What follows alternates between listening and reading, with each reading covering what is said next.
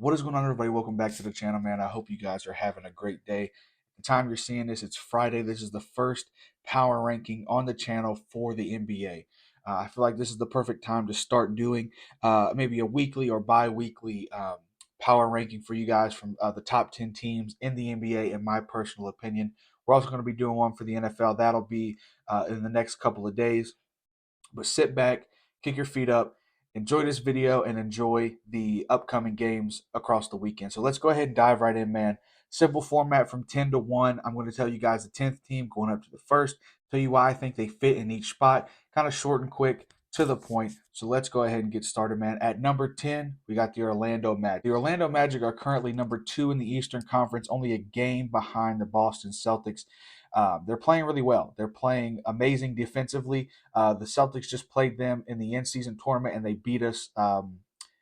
It was a close game. Obviously, in the fourth quarter, we kind of shut down. Not sure why. Not a fan of it. But the thing that stuck out to me for the Magic was the defensive side of the ball. Over the years, some of their draft picks have had a little bit of concerns coming out of the draft, just how they play defense in general. But they've got really tall, athletic guys that can play 1 through 5. And I think their coach, Jamal Mosley, has done a really, really well job of coaching them on the defensive side of the ball, as well as the front office for putting that team together. On the offensive side of the ball as well, something that stuck out is Jalen Suggs' three-point shooting. He's upped it a lot from his previous year. Paulo Banchero is obviously continuing balling. He's playing really well. And the rest of that team is just, it's a fun team to watch. Definitely a fun league pass team if they're playing against anyone, really. I think you guys should tune in and watch them. They're really fun. Coming in at number 9, we got the Sacramento Kings. These guys are playing really well ever since De'Aaron Fox returned. We've been able to see the two-man game with him and Domantas Sabonis. Obviously, all the other guys on the team are still playing at the same level last year. I think they've taken a few steps forward just with the way they've built out the team and kind of finished up the roster. I think they've done really well with that. Obviously, their head coach coming from the Warriors program, basically the Warriors dynasty. He was the assistant to Steve Kerr for a very long time. He obviously won Coach of the Year last year. It was well deserved, and I think he is a strong candidate very, very early on to win it again this year. Just the way they play. Obviously, we know the history of Sacramento and how long they've struggled to be a good team. They've obviously had a few good draft picks as well. Keegan Murray continues to look like he did last year, even a little better. He's taken a little bit of steps, a little bit of a bigger step on the offensive side of the ball as well. Shooting obviously has been his strong suit, but he's been driving to the cup a lot more, and he's just played all around a little bit better. Number 8, the Phoenix Suns, man. The Phoenix Suns are number 8 on the power rankings. They would probably be a little bit higher up for me, but I should have mentioned this at the beginning of the video. So not only is this just a who's the best teams in the NBA, this to me is a long-term projection each week as we go through these. It's going to be what I think they'll also be accomplishing and how good the roster is built and just kind of everything put together. Also, with how they've played in the last couple of games, right? So for me, the Phoenix Suns fall to 8. Two reasons they fall to 8. One, they've obviously have a better record than to be the 8th best team in the league. But in my opinion, they built a team around Bradley Beal, Kevin Durant, Devin Booker. When you don't have one of the big three like that, especially in Bradley Beal, where he's not even suspected to be evaluated in the next week or so with the back issue, those can be lingering. And when you don't have one of the biggest pieces, especially on a team that, although they have built out the bench as best as they could with the salary cap that they had left, Grayson Allen's playing really well. Some of the other guys they brought in the offseason are also playing well. But when you're missing a big pillar like that, I just think long term it's going to hurt you. Now, right now, they're playing really well. Like we mentioned, they obviously wouldn't be in the top 10 if they weren't playing well. But I think overall, with the missing of Bradley Beal, it just knocks them down a few pegs. Now, whether you like that or not, I don't know. But please let me know what you think about the Suns being placed a little bit lower on the list than probably what most people have them. Moving on to number 7, man, we got the Milwaukee Bucks. The Milwaukee Bucks are number 7 for one sole reason and one sole reason alone.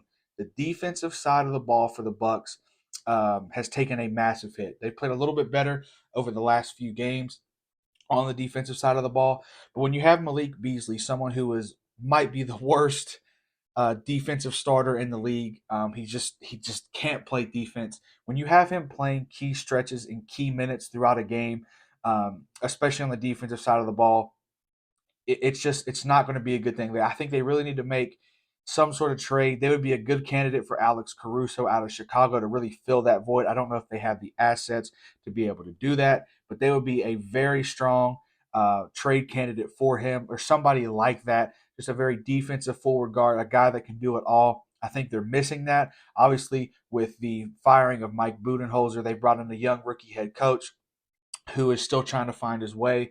There's been a couple of bumps in the road with him and Giannis, even though Giannis wanted him to be the head coach. So for me, on the defensive side of the ball, the Bucks fall down a few pegs. But I will say, Damian Lillard, the reason they traded for him, we all know, is because of the offense that this guy can bring to a team that really struggled in half court offense last year with the Drew Holiday Giannis matchup or pick and roll. And so he has really bought in and played really well. And I think the trade package that the Bucks sent out to get him has really matched well with what he's brought on the offensive side of the ball. I still think they're figuring out this team is going to be a very good team at the end of the year. Unfortunately for me, I know it's probably going to be either us and them or us and the Sixers. And maybe you throw another team in there. The Miami Heat are obviously they're not on this list, but they always end up there somehow. But for me, the Bucks fall to 7. Moving on to number 6, we got the Dallas Mavericks, a very big surprise of the NBA season this year, man. Luka and Kyrie have played really well. Derek Lively, the young rookie coming in, playing big minutes and playing really well in those minutes, obviously is a big surprise as well. A lot of people thought this team, where they kind of fizzled out last year, they set everybody to get their draft pick solidified during the last game of the season. Thought that they weren't going to be that good. They're in a stacked Western Conference. But here they are. I think they're ranked 4th in the Western Conference right now. Obviously, it's very early on, but they've been really impressive to watch. Obviously, on the defensive end, it's been a bit of a struggle. It always will be when you have two such powerful, potent offensive players such as Kyrie and Luka. But the duo of them is we're finally seeing what we thought they could be in the short sample size we got last year. We thought maybe there was going to be an issue, but so far they fixed it. Jason Kidd has fixed it, and so they've been really, really fun to watch and a very big surprise this year, if we're being honest. Moving on to number 5, man, we got the Oklahoma City Thunder. The Oklahoma City Thunder have played extremely well. SGA feels like he's taken another leap. Chet Holmgren's first year, I don't know if you want to call it his rookie year or not. I know that's a big debate right now. They're playing really fun, really exciting basketball.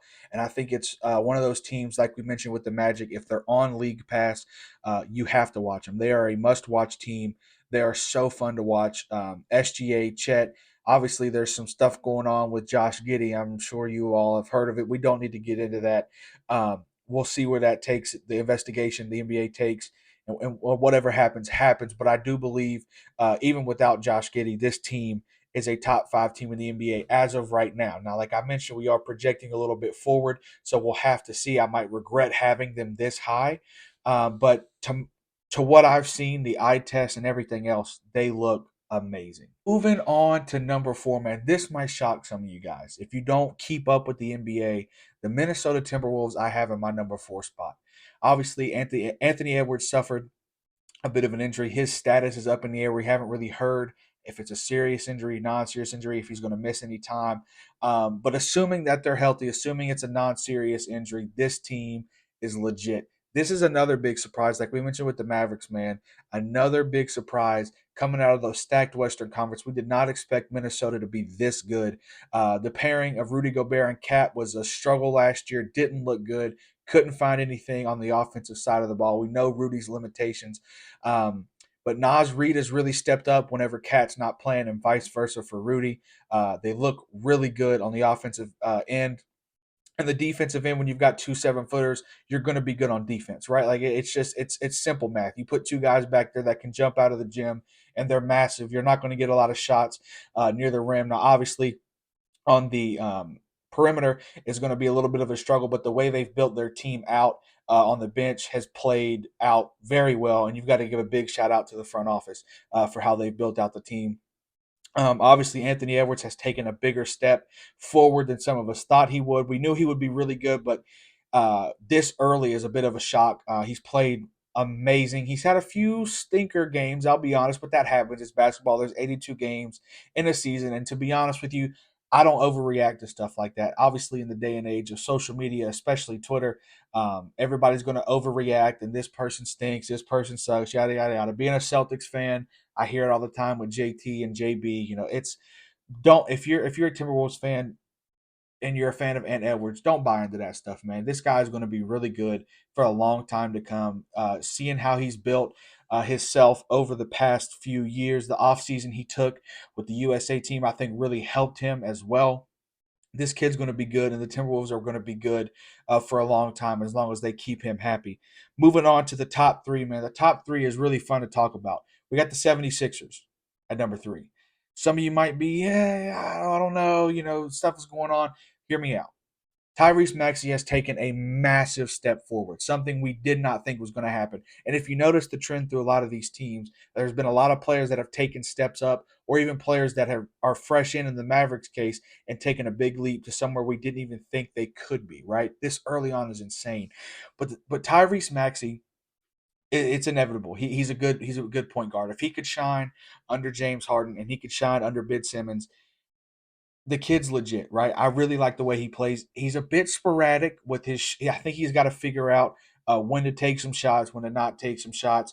But overall, he's playing really well. We obviously know how Joel Embiid plays basketball. You may be a fan of it. You may not be a fan of it. I'm personally not a fan of it, not just because I'm a Celtics fan. Don't go into comments saying that. But listen, he does free throw hunt a lot, but that's okay, right? They're a solid team. Nicholas Batum has been one of the biggest things in the trade that has happened with the James Harden. He's playing great. They're getting Kelly Oubre back sometime this week after a car. He got hit by a car, so that's really awesome to see that he's coming back. We'll see if how long it takes him to kind of get back into basketball shape. Hopefully, he can keep playing at the level he was playing at before the dude was balling. It was one of the biggest and best free agency pickups this offseason that the 76ers had, and that really anybody had. Nobody expected him to be balling out like he is. So him coming back only makes the 76ers that much better. Moving on to the top two, man. The top two are pretty obvious. I think you guys are going to get it. The number two team in the NBA is the Nuggets, in my opinion. The Denver Nuggets have been without Jamal Murray this past month or half a month, whatever you want to call it. He's been out a significant amount of time, and they've still kept winning. Reggie Jackson, what happened? You know what I mean? Like, he's been playing amazing basketball. He beat the Clippers. He dropped like 40 points on the Clippers. Him and DeAndre Jordan looked like OG prime DeAndre Jordan. Like, it was really fun to watch that game play out. And if they can do that with the rookies they have and with Jamal Murray being out, they're only going to get better. They're only going to get more playing time. They're only going to see how well the system works. And so they're a really good team. Obviously, we don't even have to talk about Joker when talking about this team, just because we all know what he brings to the table and how great he is. Not only as a scorer, defensive end, uh, passer, whatever you want to say. He's obviously the key that makes that system work. But the team around him is also very, very good. Coming in at number one, I feel like I'm going to get hate. You see the jerseys. It's the Boston Celtics. Let's be 100% honest here. You know it's the Celtics. I know it's the Celtics. Everyone knows it's the Celtics. They're the best team in the NBA right now. There's a big caveat though. Health. We obviously see Kristaps Porzingis has been out the past couple of games with a left calf strain. MRI looked good. He said he'll be back very soon. Take all the time you need, big fella. Take all the time you need. If you want to play one game, set a game, one game, set a game. Whatever you think will make you the healthiest as we make a playoff run, you do. I don't care how much we're paying you to play basketball, and I don't care how loud it gets with all the other Celtics fans saying they don't like that he said. It doesn't matter. He has been great for the Boston Celtics this far into this season. The 3-point shooting, even on the defensive side of the ball, something that a lot of people didn't think he would be good at. Last year, he showed flashes of it, but he's played amazing. And I think a lot of it is just how happy he is to be on a contending team and the role that he's playing. He's no longer asked to be the 1, 2, or 3 option. He's played like the first, second, and third option in some games. He's just more comfortable. He's happy. The relationship him and Jaylen Brown have obviously has become a thing that Celtics fans love to see. The teammate chemistry is through the roof with these guys. But like we said, if we're being honest, if we're being unbiased, the injury concerns are very real for the Boston Celtics. Obviously, JB and JT, knock on wood, have been fairly healthy throughout their career. There's been some things that, kind of scare early on. Obviously, JT's wrist elected not to get surgery in the offseason. JB tweaked his tweaked his groin in an in-season court, and so overall fully healthy. This team is built to win a championship. It's really championship or nothing this year for the Boston Celtics. So health wise is something that's going to come into play. We'll see how well they play throughout the season with guys coming in and out of the lineup. But I think we can all agree the Celtics are the best team in the NBA as of right now. Thank you guys so much for tuning in today, man. I hope you guys have a great weekend. I hope you guys enjoyed the top 10, the power rankings. Let me know down in the comment section whether you agree, whether you disagree. Some teams you think might be in, some teams you think might be out. Also, hit the description so you can get all the social media links below. Make sure to join the Discord, come chat it up with me. And that's about it, y'all. Peace out.